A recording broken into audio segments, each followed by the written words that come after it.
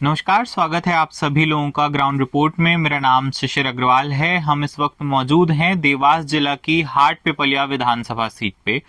हम इस विधानसभा के शुक्रवाशा गांव में हैं। यहाँ एक तथाकथित एनजीओ है जिसका नाम हाउल है। यह हाउल क्या है? क्या यह एनजीओ है?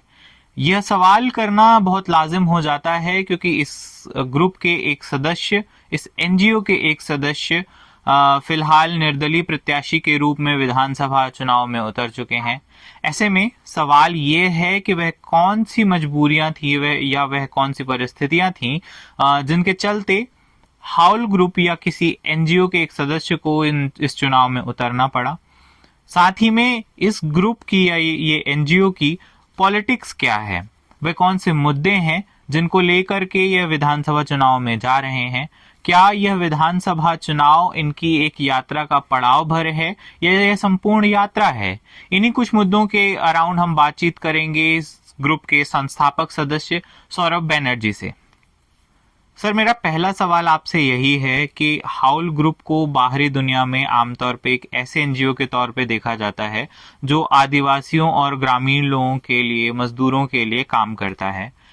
ऐसे में क्या कारण है कि एक एनजीओ को इस चुनाव में उतरने की, अपने एक प्रत्याशी खड़ा करने की जरूरत पड़ी है?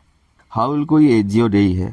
आप बाहरी दुनिया कैसे देखते हैं वो अलग मामला है, और समाज सेवा करें तो लगता है कि एनजीओ एक माध्यम है, लेकिन हम स्पेसिफिकली एनजीओ नहीं है। उसके पीछे एक कारण है, क्योंकि एनजीओ भी एक तंत्र है, प्रेशर वाल्व जैसा काम करता है, जो जनता की गुस्सा को थोड़ा थोड़ा चीज़ें देके उसकी जो असली मांग है उसको छुपा देता है, और उसमें सीएसआर और बड़े बड़े कंपनियों का फंड भी लगता है उसको चलाने के लिए। तो आप जानते ही हो मकसद क्या है। तो पहली बात है, हाउल को ये एनजीओ नहीं है, भले ही समाज सेवा करे। और दूसरी बात है, हाउल है एक ग्रुप ऑफ लेबरर्स, हम उसको यही बोलेंगे, जिसके अंदर इंटेलेक्चुअल्स आते हैं, means mental and manual labour both. जैसे हमारे टीम में एक किसान है, एक मजदूर है, डॉक्टर है, इंजीनियर है, पेंटर है, डांसर है, वो सभी अपने अपने तरीके से। और हम इसको समाज सेवा मानते नहीं हैं, ये हम हमारा मोरल ऑब्लिगेशन मानते हैं कि ये हमारा फ़र्ज़ है और ये हर किसी का ही काम है। तो इसीलिए हम हाउल एक एनजीओ नहीं है, हम एक ग्रुप ऑफ पीपल है who are looking for better life. Howl means how what we live, क्योंकि हमको लगता है जैसे हम जी रहे वो जीना ठीक नहीं है, और इसमें मुझे लगता है किसी का दो राय नहीं है। लेकिन हम कोई रिलीजियस इंस्टीट्यूशन नहीं है, और हम कोई पॉलिटिकल इंस्टीट्यूशन नहीं है कि हम किसी को बता दें कि आप ऐसे जियो, जीना चाहिए। खाली सवाल रेज करके तो फ़ायदा नहीं, because after all the point is to change it. Philosophers have interpreted the world in many ways. तो हमको ये सबको पता है कि हम ढंग से जी नहीं रहे, तो सवाल है फिर कैसे जिए, उसको बदले। इसलिए हम संगठित होके एक संगठन बनाया जो रजिस्टर्ड भी नहीं है, ना एनजीओ है ना पार्टी है, और इसलिए हम निर्दल चुनाव ही लड़ रहे हैं।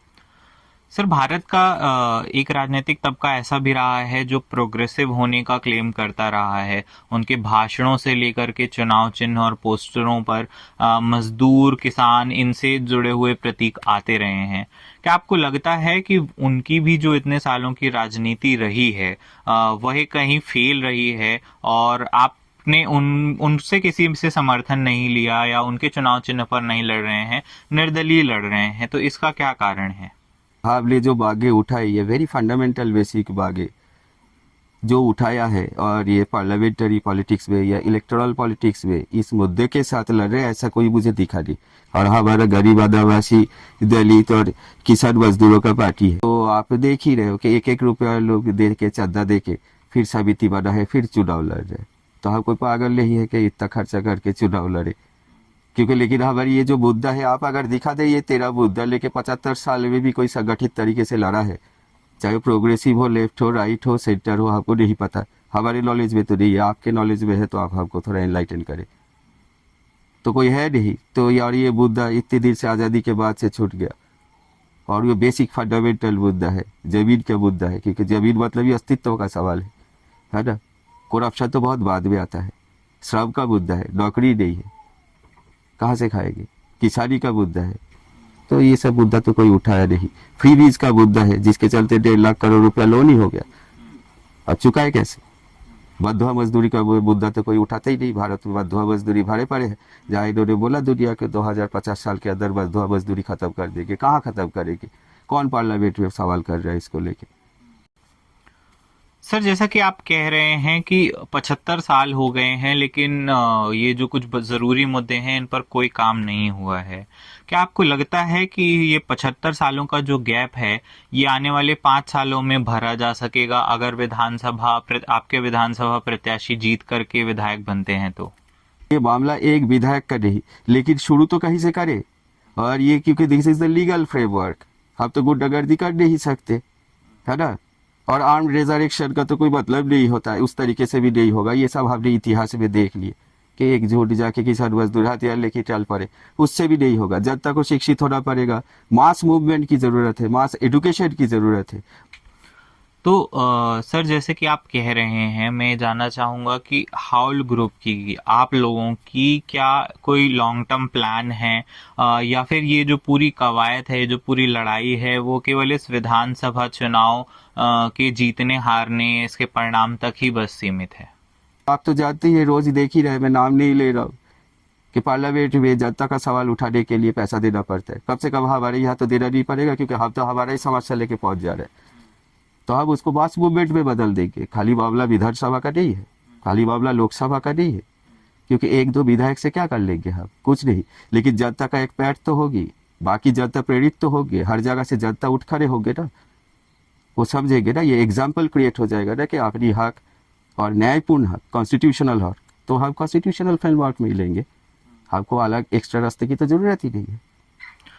सर, एक सवाल ये भी आता है कि आप जो बात कह रहे हैं, जो सरकमस्टेंसेस आप बता रहे हैं, वो सारे सरकमस्टेंसेस, वो सारी चीज़ें तब हो सकती हैं जब आपके प्रत्याशी जीत करके, विधायक चुन करके आते हैं।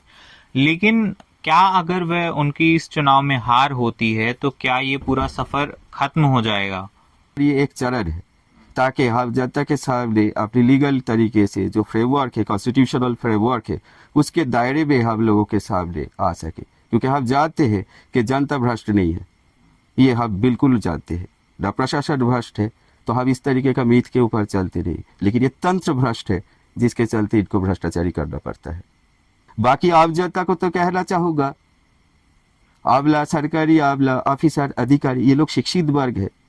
मैं खुद एक पत्रकार हूँ, मैं जानता हूँ इनके मन के अंदर कितना बेचैनी है ऐसे समाज लेके। वो चाहते नहीं ऐसे समाज हो। आप जाके किसी बड़े अधिकारी को पूछिए, ये जो IAS IPS ऑफिसर होते हैं, ये अच्छे खासे शिक्षित व्यक्ति है, इनके चलते देश चलते हैं।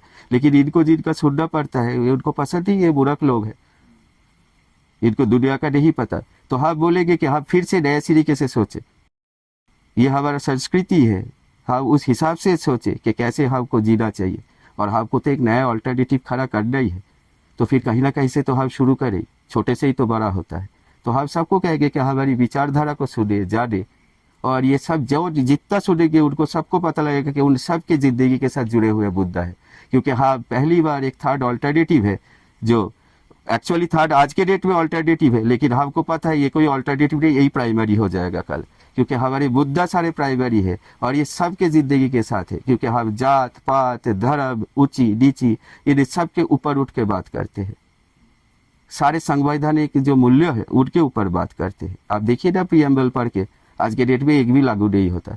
लेकिन क्या शिक्षित वर्ग वो जानते नहीं है? जानते हैं, लेकिन मजबूर है, कहीं ना कहीं डरते हैं, कहीं ना कहीं दबा हुआ है, कहीं कहीं नौकरी की बात है, जिंदगी की बात है, गुंडाराज की बात है।